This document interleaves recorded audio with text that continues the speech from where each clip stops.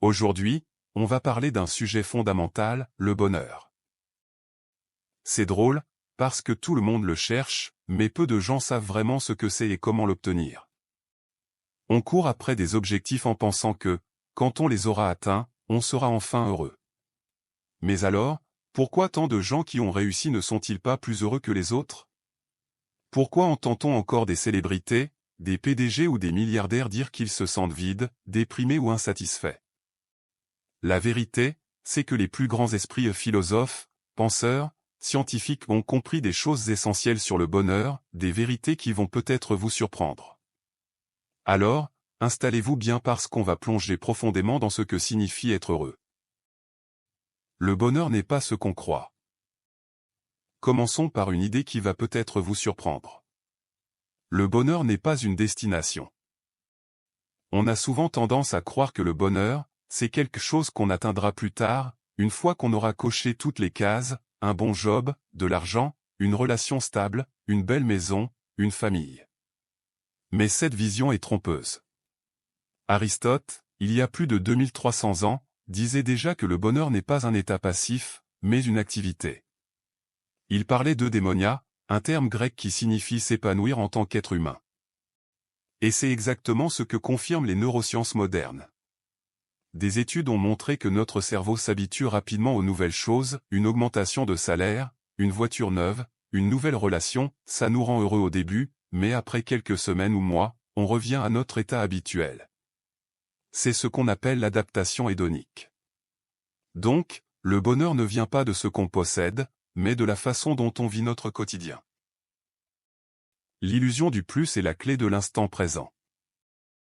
Sénèque, le philosophe stoïcien, disait, « Ce n'est pas parce que nous avons peu que nous sommes malheureux, c'est parce que nous désirons plus. » Et ça, c'est une grande illusion, croire que plus égale mieux. On pense que si on avait plus d'argent, plus de succès, plus de reconnaissance, alors on serait enfin heureux. Mais regardez les gens qui ont tout, certains sont plus heureux, d'autres sont complètement déprimés. Pourquoi? Parce que le bonheur n'a rien à voir avec l'accumulation. Prenons l'exemple de Bouddha. Né prince, il avait tout, richesse, pouvoir, luxe. Mais il s'est rendu compte que même avec tout ça, il n'était pas heureux. Il a donc tout quitté pour chercher une autre forme de bonheur, celle qui vient de l'intérieur. Et aujourd'hui, les neurosciences nous montrent que notre esprit est toujours tourné vers le futur ou le passé, et c'est ce qui nous empêche d'être heureux. Une solution simple? La pleine conscience. Des chercheurs de Harvard ont mené une étude qui montre que les gens sont plus heureux quand ils sont pleinement présents dans ce qu'ils font, même si c'est une tâche simple comme laver la vaisselle ou marcher. Moralité, plus on vit l'instant présent, plus on est heureux. Le paradoxe du bonheur et l'importance des autres. Maintenant, voici un autre paradoxe fascinant, plus on cherche le bonheur pour soi, moins on le trouve. Viktor Frankl, un psychiatre autrichien qui a survécu au camp de concentration, a écrit un livre incroyable, Man's Search for Meaning. Il y explique que les gens les plus résilients et heureux ne sont pas ceux qui cherchent à être heureux, mais ceux qui trouvent un sens à leur existence. Et qu'est-ce qui donne du sens à une vie? Les autres. Une étude de Harvard qui dure depuis plus de 80 ans a analysé des milliers de personnes pour comprendre ce qui les rendait heureuses. Le résultat? Le facteur numéro 1 du bonheur, ce n'est pas l'argent, ni la célébrité, ni la réussite.